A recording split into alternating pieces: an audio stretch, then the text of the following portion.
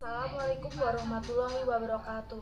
Kami kelompok 7 akan membahas tentang rohen, wadiyah, gosam, itlaf, dan wakalah.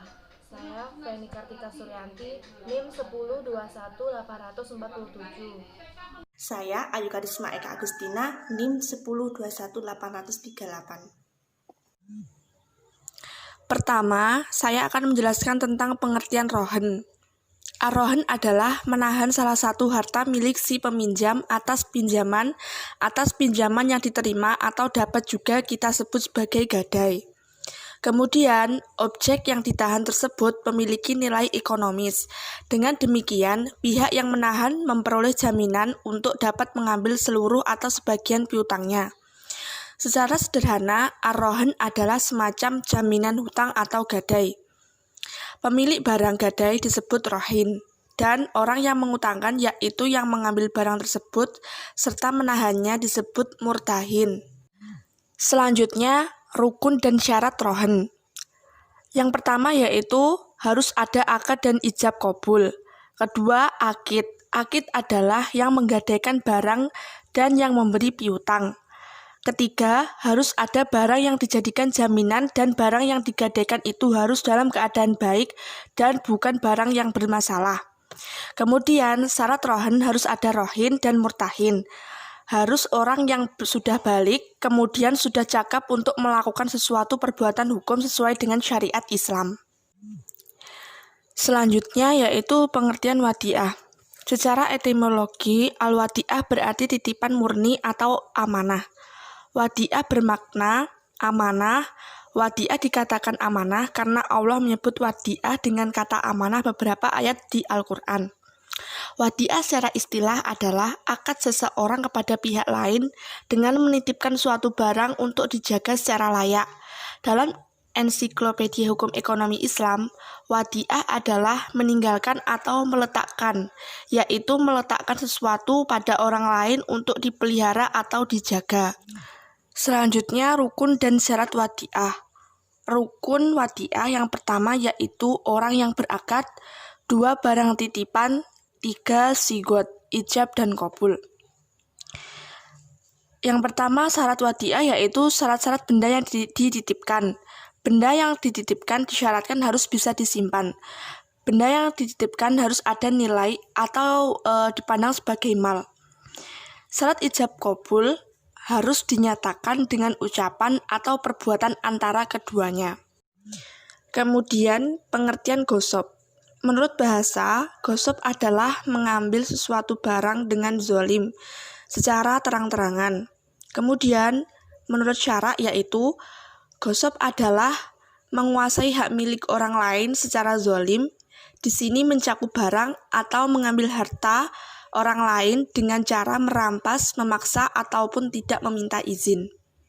Kemudian, hukum dari gosop adalah haram, termasuk dosa besar, serta memicu kemarahan. Allah Subhanahu wa Ta'ala, hal ini sesuai dengan firman Allah, janganlah kalian makan harta di antara kalian dengan jalan yang batil. Quran Surat Al-Baqarah ayat 188. Lalu, kita diwajibkan untuk mengembalikan barang gosop tersebut kepada pemiliknya. Rukun gosop atau perampasan terdiri atas yang pertama yaitu pelaku gosop atau perampasan. Kedua, korban perampasan. Ketiga, harta perampasan. Keempat, perbuatan perampasan.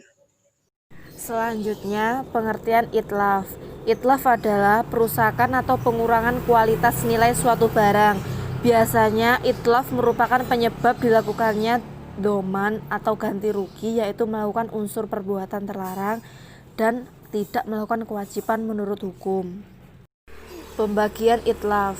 Itlaf dibagi menjadi 2. Yang pertama ada al-itlaf al-mubashir atau perusakan langsung. Pihak yang melakukan perusakan wajib mengganti kerugian. Lalu pemilik berhak menuntut ganti rugi kepada perusak harta miliknya walaupun harta tersebut ketika dirusak berada di bawah kerusakan orang lain. Yang kedua, al-itlaf bi'al tosbub atau perusakan tidak langsung. Perusakan dapat terjadi perbuatan langsung dan perbuatan tidak langsung serta dilakukan dengan sengaja atau tidak sengaja. Perusakan tidak langsung yang dilakukan dengan sengaja wajib membayar ganti rugi. Ganti rugi dapat dilakukan dengan melalui mediator atau pengadilan. Kemudian, pengertian wakalah.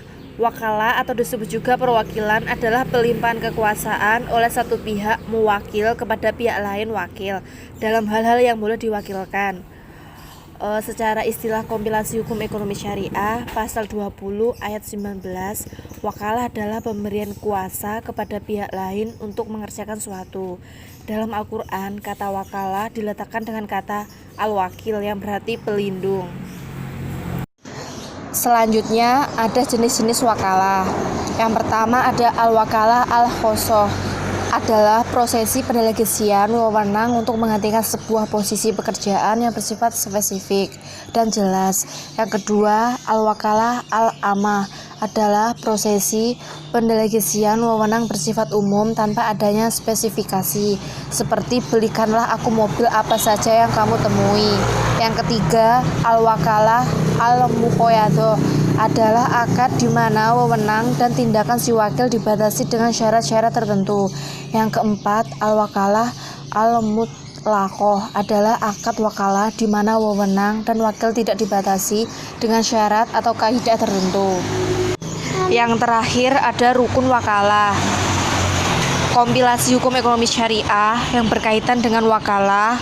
Bagian pertama, rukun pasal 457, yaitu yang pertama ada rukun wakalah terdiri atas wakil, muwakil, atau akad. Yang kedua, akad pemberian kuasa terjadi apabila ada ijab dan kabul. Yang ketiga, penerimaan diri sebagai penerima kuasa bisa dilakukan dengan lisan, tertulis, isyarat, dan perbuatan. Yang keempat, akad pemberian kuasa batal jika pihak penerima kuasa menolak untuk menjadi penerimaan kuasa. Sekian presentasi dari kelompok 7. Wassalamualaikum warahmatullahi wabarakatuh.